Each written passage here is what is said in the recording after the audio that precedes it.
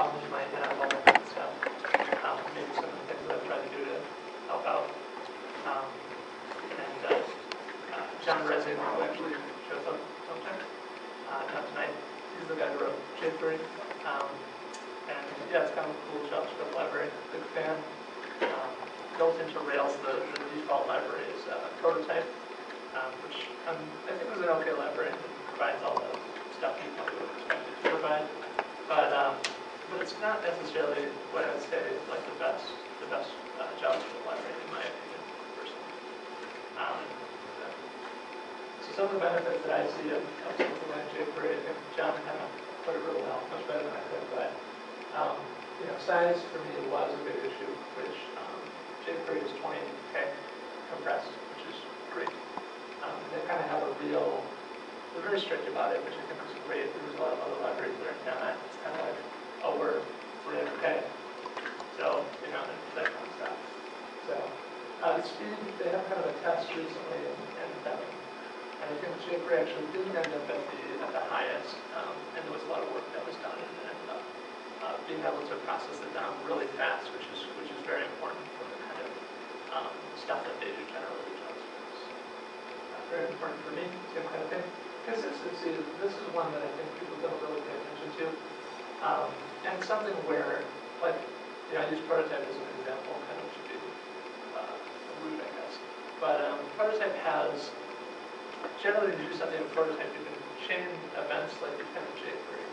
But the calculus libraries that you use, you can't chain them with JQuery, or you can't chain them with Prototype.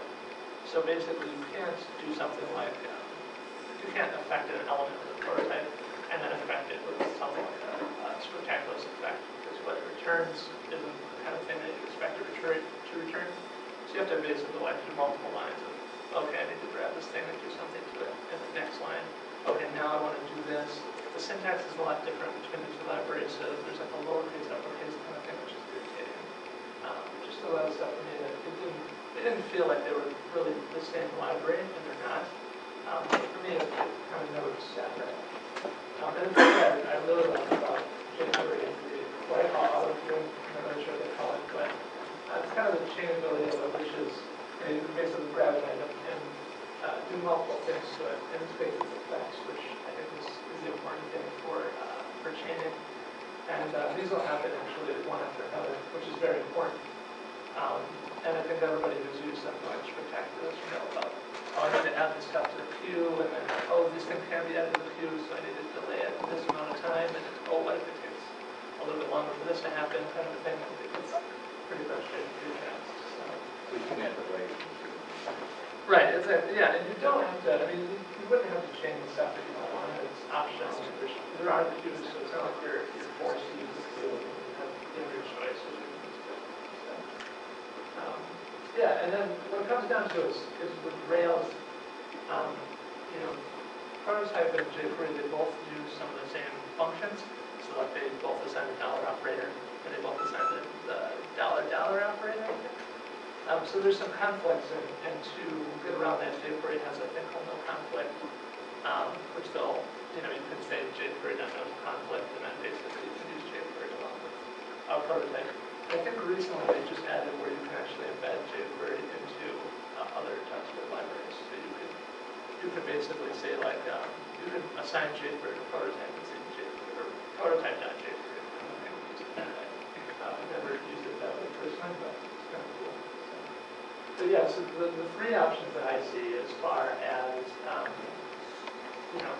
ways of using JQuery with Rails is there's a guy named Sept, and he's one of the core guys of JQuery. He's also a Rails developer, and he created a bunch of helpers for Rails and some other stuff to allow you to make it a little bit easier to use it with Rails.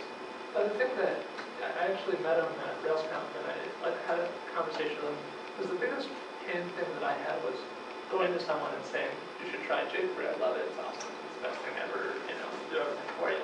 And then they say, well, can I use my helpers? And it's like, no. And then they're like, okay, well, tell me when I can. Tell me when they include it in Rails. And it's like, well, that's never going to happen. So, or maybe it will, but most likely not.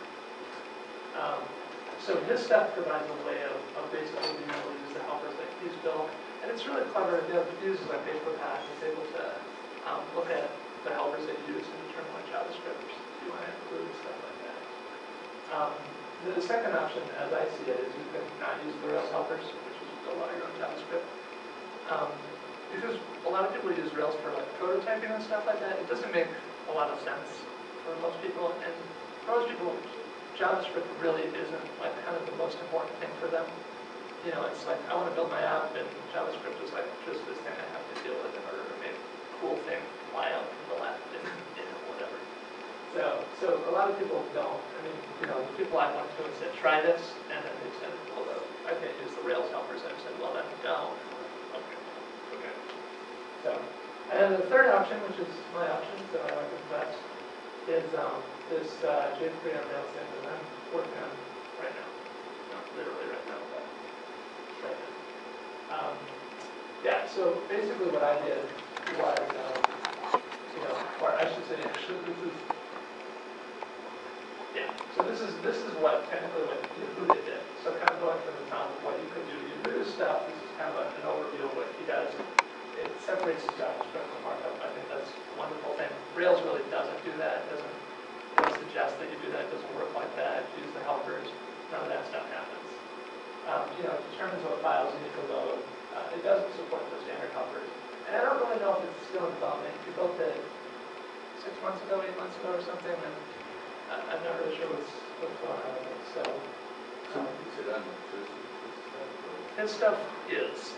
But the only thing that I can tell is there's like a couple of helpers that he built that allow you to, I feel like he built a table sorter as kind of an example and some other stuff like that. And I don't know how, you know, I don't know how far he's going to take that. Like he specifically said, I'm not going to recreate the Rails helpers. So it is unobtrusive, or it is not unobtrusive? It is unobtrusive. So ultimately what you'll have with this version is you'll probably build all your own JavaScript. And you'll have to include it yourself. And then if you use it as helpers, it'll automatically include the JavaScript that people. Okay, so that's kind of option one. Option two is not use the Rails helpers, which kind of becomes pretty painful. It's like you have to go through all your files and remove all the form tags and remove those kind of things. You know, you have to do kind of the normal stuff. There's one nice thing, though, which is that Rails actually, I guess by mistake, or luck, through a method missing trick in the JavaScript area, you can basically use RJS with JQuery without any problems. So when you build your RJS, basically, if there's not a method existing by the name that you try to call, it'll just call method missing and create the actually the correct JavaScript. And then, of course, your personalized option is you can just patch all the methods yourself. You find them in your app and go through it and do whatever you want to do. Which I think is better. Yeah, so what I did was really simple, and it's not, I don't think it's to the point where it's usable, but it's to the point where people would have to probably look at it, try it in their apps, and say, hey, this is working for me, this stuff's not working for me. And all I really did was, you know, I rewrote most of the standard JavaScript helpers in Rails.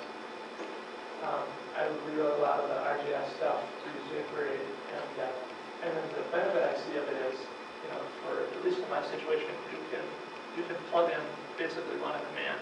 JQuery is, you're using JQuery now, and then run another command, and you're not using it. And so you can turn it on, you know, try some of the new features, see if you like it. If you hate it, turn it off.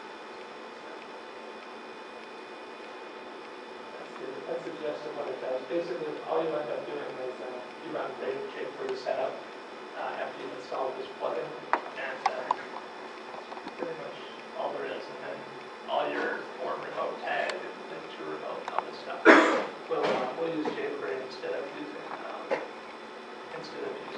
or transfer templates. And then you know, you can have everybody else something like, why would you do something crazy like this or whatever?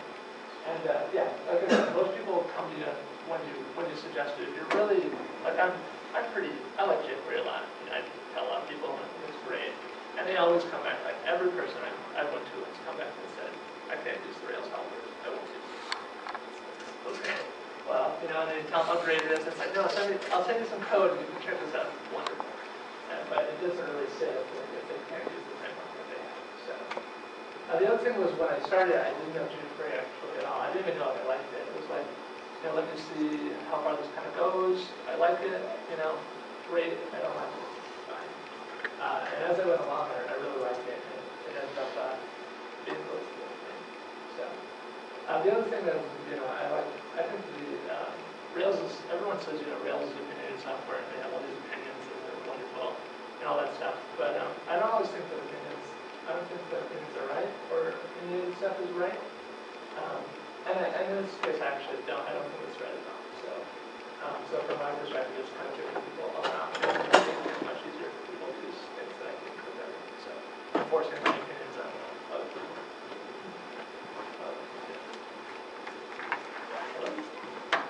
Yeah, and then these are basically the pages. So the first, this is where I got most of my data from. So you did a cat site, this is the first one, and that's the one that has the info on his stuff, what he's done, just the basics like, you know, like the helpers and stuff. Second one's mine, of course, which is like, you know, probably kind of the ideas I had for it, what it could do, what it can't do. And the third one is a guy who actually talked about the mechanism of RJS, with Rails, which is something I totally didn't know about at the time. As I was working on it, I kept seeing really strange behavior. What it was is that I was trying to call methods that didn't exist and create a comment mechanism. Right? Hope that makes some sense. I do have like a couple of, you know, so along with the plugin, I have a couple of apps that you can actually pull down and look at it and run it. And it, you know, does like AJAX stuff with Rails helpers. And then you can basically task and turn on JQuery and test JQuery and stuff like that with the stuff that I obviously know works.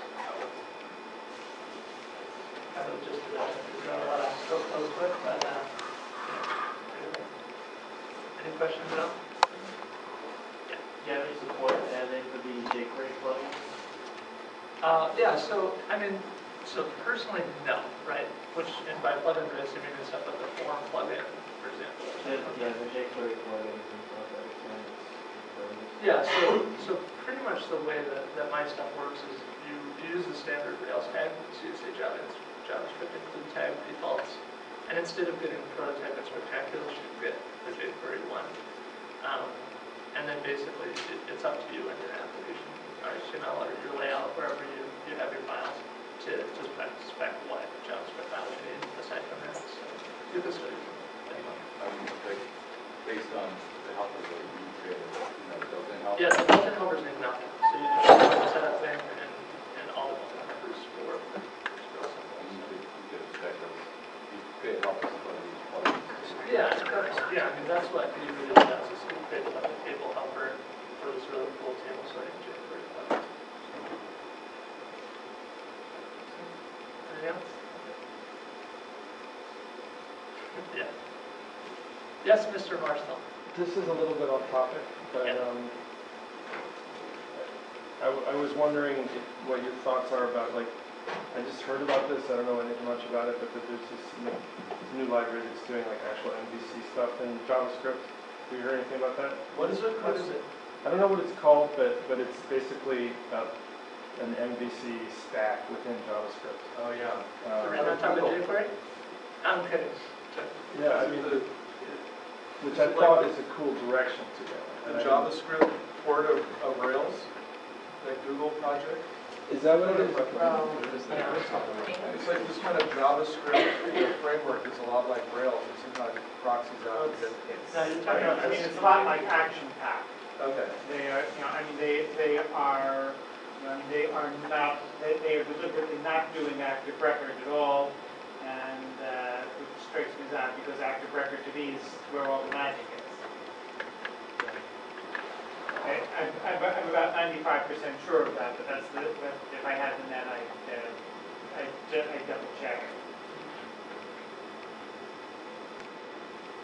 Bill talked about active resource that was done in JavaScript. Yeah. I haven't looked at it, but yeah, Eric knows what we can call Chester. is that called Jester? Yeah. It's not the whole MVC thing, though. Yeah, so that's it, so you can, I'll probably post the slides or whatever, but, I mean, the big thing is just being able to, like I said, go back and forth between the two libraries pretty easily. Everything's not implemented, there's some stuff that's, that was really tailored in Scriptaculous or Rails, that's not really easy to script in JQuery. It probably is with stuff like plugins and stuff, but I don't know 100% for sure. Just have to look at that. Is some Rails pretty tied to, like, prototype? Yeah, so, I mean, as much as anything else, the fact that you can redefine everything technically, right? And so, most of it.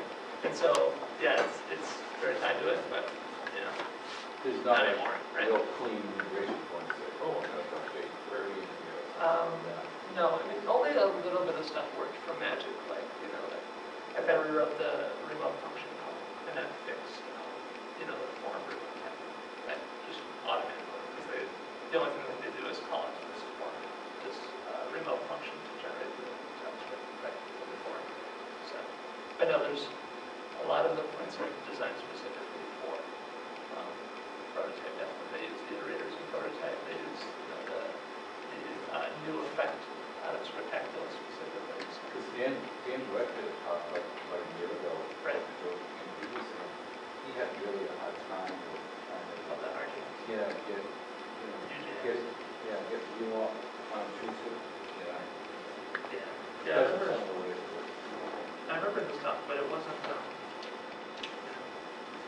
There definitely wasn't something that I wanted to solve. I mean, I didn't look at it from the standpoint that I wanted to solve, like, being unobtrusive on everything and all that kind of stuff. Some of the things turned out that it was, but for the most part, it wasn't something I wanted to solve for sure. So,